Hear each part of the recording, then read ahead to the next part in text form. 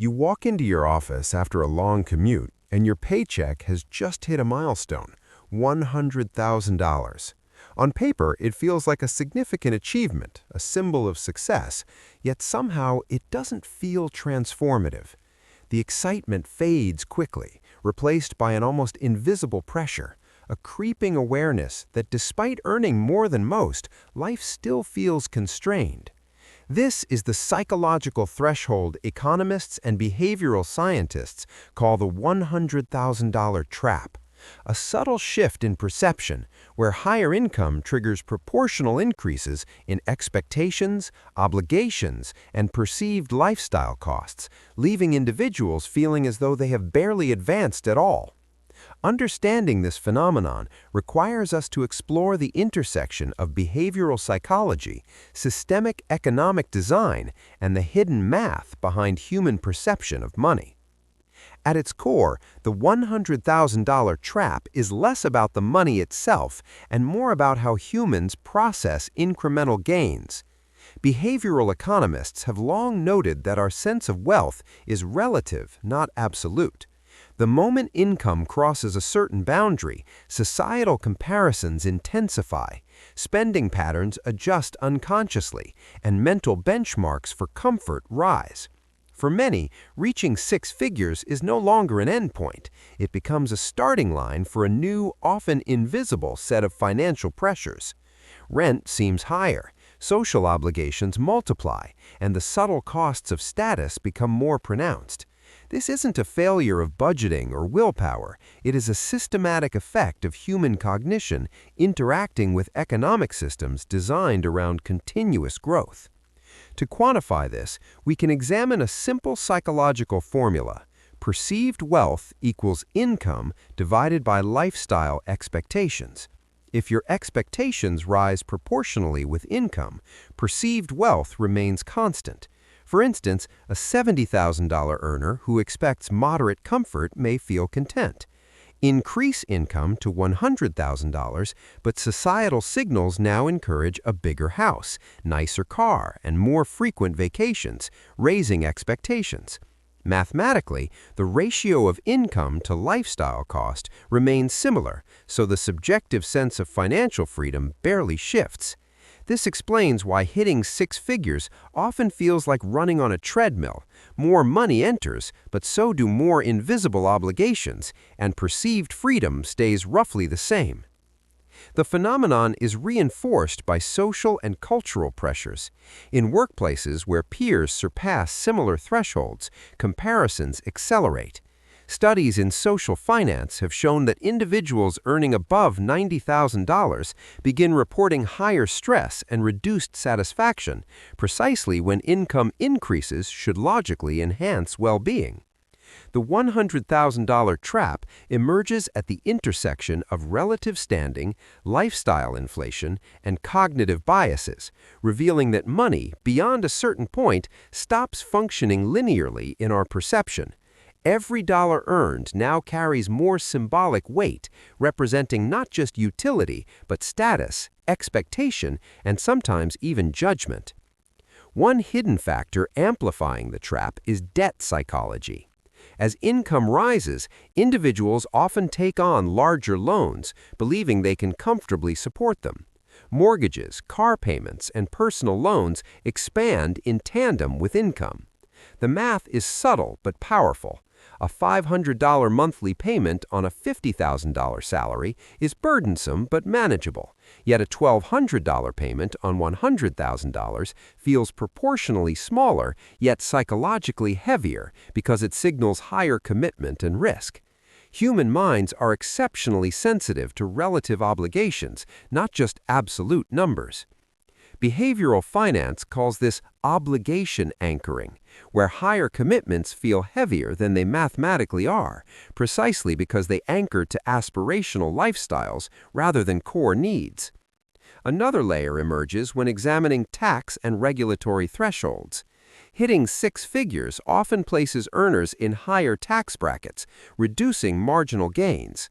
A $100,000 salary may feel like a significant increase over $80,000, but after deductions and incremental taxation, the effective disposable increase is smaller than anticipated. This is compounded by retirement contributions, insurance, and automatic savings mechanisms. While objectively beneficial, these mandatory allocations contribute to the sensation of plateauing. Essentially, the system is designed to encourage saving and taxation, but psychologically, it feels like more money is disappearing rather than empowering you, reinforcing the invisible trap. Lifestyle inflation, the second major contributor, is deceptively linear, yet psychologically exponential. Small, almost imperceptible upgrades in daily life accumulate rapidly. Coffee shop visits turn from once a week to daily. Apartments upgrade from modest to premium. Technology consumption escalates in step with earnings. Each incremental improvement signals belonging to a higher social stratum, but also increases recurring obligations. Mathematically, this creates a compounding effect. A $500 monthly upgrade may feel minor, yet over a year, it totals $6,000, which is a full 6% of a $100,000 income. The subtlety of these incremental costs is what keeps high earners feeling trapped despite the nominal increase in pay. The behavioral underpinning of the $100,000 trap is closely tied to the concept of hedonic adaptation. Humans quickly normalize positive changes in circumstances, whether income, possessions, or status. Once a new income level is reached, expectations shift, satisfaction recalibrates, and the brain interprets the increased earnings as standard rather than exceptional. This recalibration happens faster than many anticipate. Studies in happiness economics show that people report peak satisfaction shortly after salary increases, followed by a steady decline as new expectations and lifestyle standards establish themselves. The invisible mental treadmill accelerates precisely because cognition adapts to new financial realities faster than external conditions improve. It's also essential to consider systemic economic design. Modern financial systems reward incremental productivity, but simultaneously impose costs proportional to earnings. Professionals earning six figures often face higher commuting costs, more demanding work schedules, childcare obligations, and social pressures to maintain visible status markers. Each factor compounds the psychological impact of income growth. Economically, the system incentivizes growth and rewards productivity, but behaviorally, it ensures that perceived freedom and contentment do not scale linearly with nominal gains. This is why financial planning alone cannot entirely liberate one from the $100,000 trap. It is as much a structural phenomenon as a personal one. To illustrate further, consider a mathematical breakdown using simple budgeting. Suppose discretionary spending for a $70,000 earner is $15,000 per year. Raising income to $100,000 might theoretically allow $30,000 in discretionary spending, yet lifestyle inflation and obligations often absorb $20,000 of that increase, leaving only $5,000 of perceived extra freedom. The math is clear. The subjective margin grows slowly relative to nominal income. Behavioral economists refer to this as the expansion-contraction effect. Earning more expands possibilities, but simultaneously contracts perceived freedom due to escalating expectations, obligations, and social pressures. Understanding this trap allows for a strategic identity shift.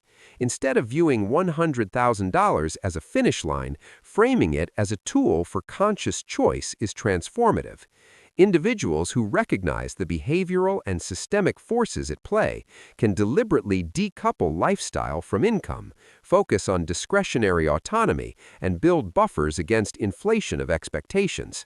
Psychological awareness allows one to enjoy income growth without automatically escalating obligations. It requires intentionality, mindfulness, and often a willingness to resist social comparison pressures that reinforce the trap. From a systemic perspective, the $100,000 trap illustrates a broader truth about economic systems and human behavior. Money does not operate solely as a linear instrument of freedom. It is a complex signal interwoven with social cognition, status signaling, and behavioral adaptation. This insight has implications for wealth planning, public policy, and personal financial strategies. By recognizing that happiness, contentment, and perceived freedom plateau beyond certain thresholds, individuals can make more informed decisions about spending, saving, and lifestyle alignment without falling into unconscious escalation patterns. Historical parallels provide further insight. In post-industrial societies, middle-class earners frequently reported plateauing satisfaction once they crossed a relative wealth threshold. From the early 20th century in industrialized Europe to modern urban centers, sociologists observed similar patterns. Incremental wealth beyond a socially significant benchmark rarely produces proportional increases in well-being. Patterns repeat across generations.